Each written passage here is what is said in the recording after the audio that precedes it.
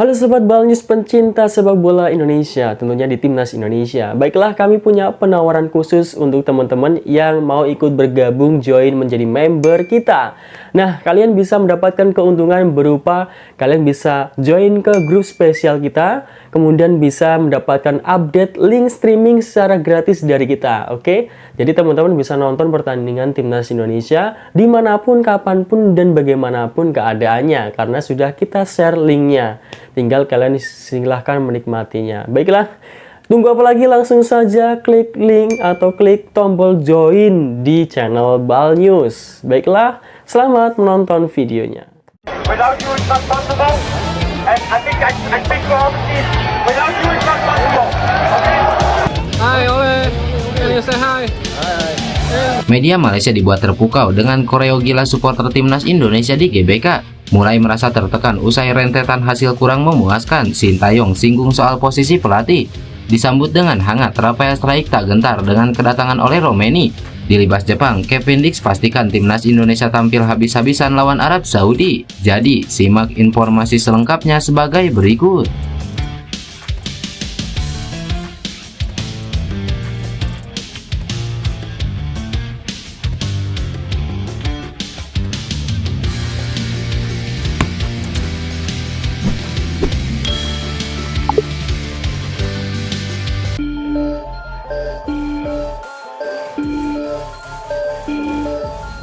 Meski skuad Garuda mengalami kekalahan menyakitkan atas Jepang, namun setidaknya skuad Garuda bisa menang dalam hal koreografi supporter. Ya, koreografi yang ditampilkan supporter timnas Indonesia kala menghadapi Jepang berhasil mencuri perhatian pencinta sepak bola.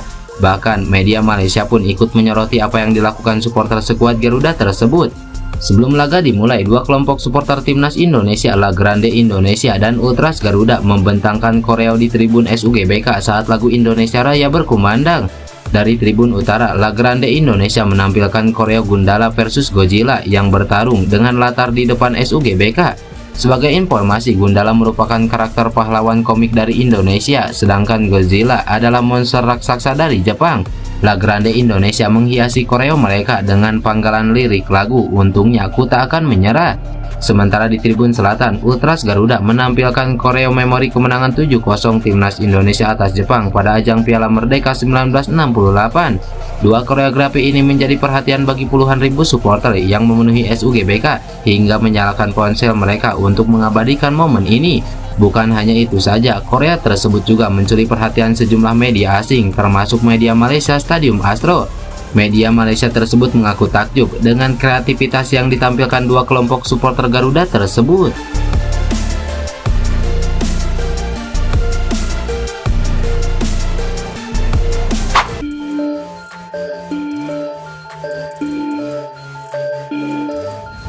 Pelatih timnas Indonesia Sintayong mulai merasa tertekan usai kalah dari timnas Jepang malam kemarin. Ya, timnas Indonesia tak berdaya usai kalah dari Jepang dengan skor 0-4. Sebelumnya, skuad Garuda dikalahkan Cina sehingga posisinya kini tak beranjak dari urutan ke-6 alias juru kunci dengan 3 poin.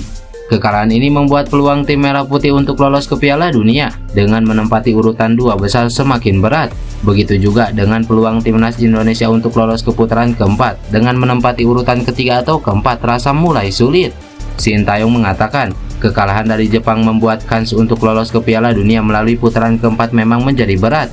Pelatih asal Korea Selatan ini juga menegaskan bahwa dirinya tidak menjamin bisa memenuhi target yang dipasang PSSI.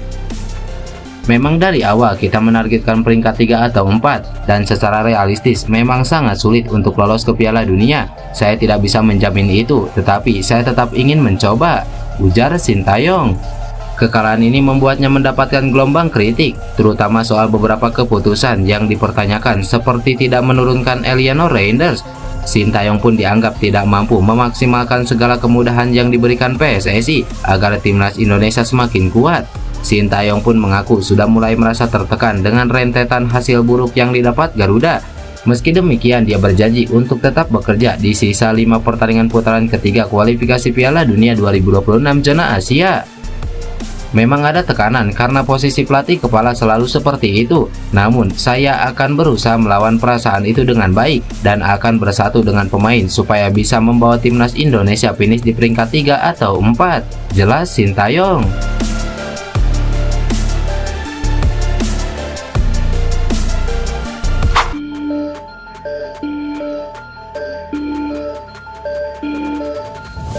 Nama Ole Romaini akhir-akhir ini menjadi sorotan publik tanah air. Hal ini lantaran dia akan segera bergabung dengan skuad timnas Indonesia.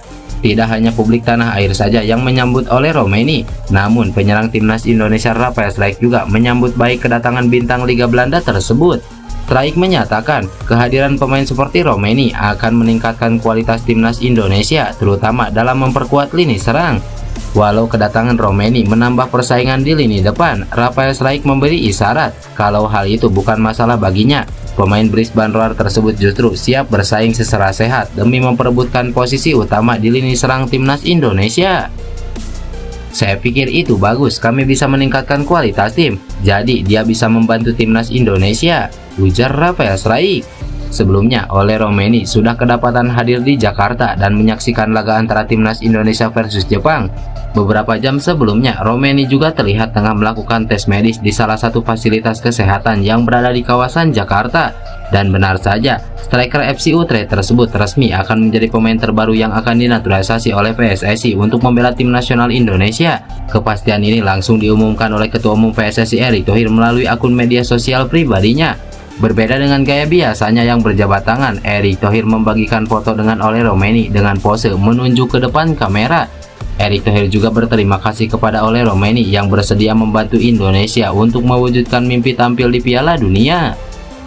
Sekali-kali beda gaya, dengan menyaksikan 5 pertandingan termasuk melawan Arab Saudi beberapa hari lagi, kita perlu keyakinan yang sama untuk mewujudkan mimpi besar kita bersama. Harapan itu masih ada untuk kita yang mau berjuang sepenuh hati. Terima kasih Ole yang tetap percaya dengan cita-cita Indonesia tampil di Piala Dunia, tulis Erick Thohir di Instagram. Ole Romaini bisa dibilang pemain yang ditunggu-tunggu timnas Indonesia selama ini karena berposisi striker.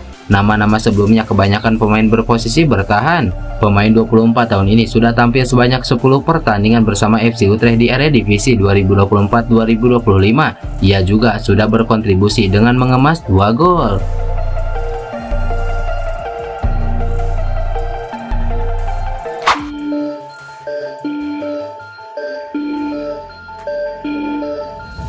Bek timnas Indonesia Kevin Dix memastikan skuad Garuda akan melakukan evaluasi usai kalah dari Jepang untuk tampil lebih baik saat melawan Arab Saudi. Ya, pada laga melawan Jepang, pasukan Garuda harus rela kehilangan poin di kandang sendiri. Bermain di bawah guyuran hujan di stadion berkapasitas sekitar 78.000 itu, timnas Indonesia harus rela dihajar Jepang dengan skor 4 gol tanpa balas. Dalam laga tersebut, Kevin Dix mendapatkan kepercayaan dari pelatih timnas Indonesia Sintayong untuk tampil sebagai starter. Selain tampil apik dalam bertahan, bek berusia 28 tahun itu juga beberapa kali berhasil membuka peluang untuk timnas Indonesia pada debutnya tersebut. Bahkan Kevin Dix nyaris mencetak assist kelas dunia jika umpan silangnya kepada Rafael Strijk dari sisi kanan bisa dikonversikan menjadi gol. Sialnya, Rafael Strijk gagal menyambut umpan berkelas itu di depan gawang Jepang sehingga peluang tersebut terbuang sia-sia. Meski tampil apik, debut Kevin Dix harus dibayar mahal karena bek FC Copenhagen itu terpaksa ditarik keluar lapangan jelang babak pertama berakhir.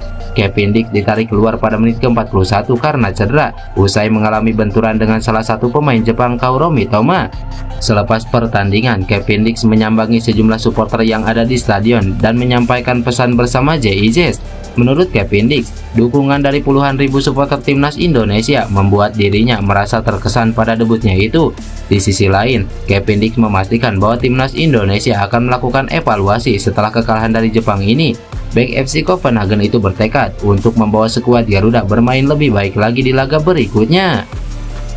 Supporter adalah poin plus dalam pertandingan malam ini, mereka sangat luar biasa. Saya rasa kami akan mengevaluasi dan lihat apakah yang bisa kami lakukan supaya tampil lebih baik lagi di laga selanjutnya. Namun menurut saya dalam beberapa aspek kami cukup beruntung, ujar Kevin Dix.